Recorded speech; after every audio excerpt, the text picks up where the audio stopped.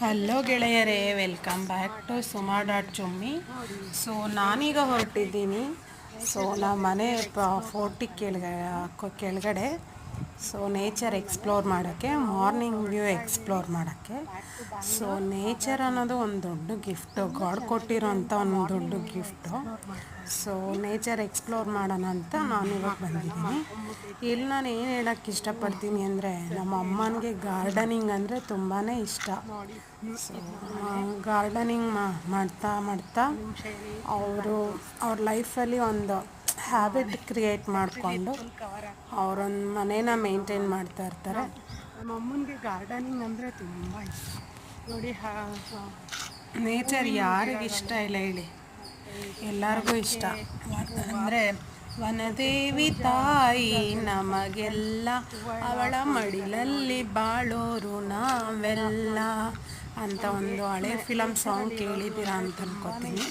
ನನಗಂತೂ ಯಾವಾಗಲೂ ಕೆಲವು ಟೈಮು ಸೋಷಿಯಲ್ ಆಗಿರೋಕ್ಕೆ, ಹ್ಯೂಮನ್ ಬೀಯಿಂಗ್ಸ್ ಜೊತೆ ಇಷ್ಟನೇ ಆಗಲ್ಲ.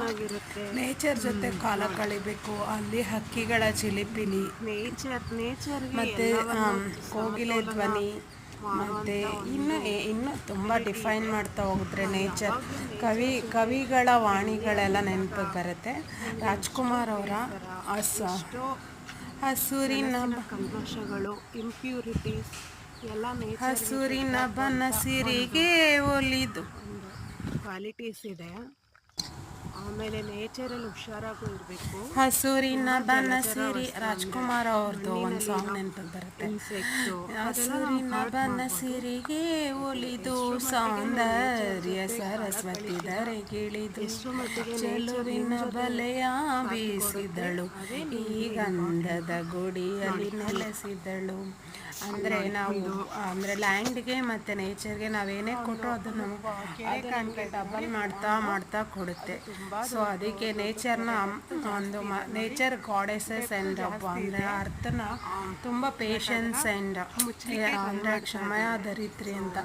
ಎಷ್ಟು ಜನ ಅದನ್ನು ಹರ್ಟ್ ಮಾಡಿದ್ರು ಅದು ಮೌನವಾಗೇ ಇರುತ್ತೆ. ಸೊ ಏನಂತೀರ? ನಾವು ನೇಚರ್ನ ಹೇಗೆ ಕಾಪಾಡ್ಕೊತೀವಿ, ಹಾಗೆ ನೇಚರ್ ನಮಗೆ ಸಾಥ್ ಕೊಡುತ್ತೆ ಅಂತ ನಾನು ಅಂದರೆ ಹೇಳೋಕ್ಕೆ ಇಷ್ಟಪಡ್ತೀನಿ, ಅಭಿಪ್ರಾಯ ವ್ಯಕ್ತಪಡಿಸೋಕ್ಕೆ ಇಷ್ಟಪಡ್ತೀನಿ.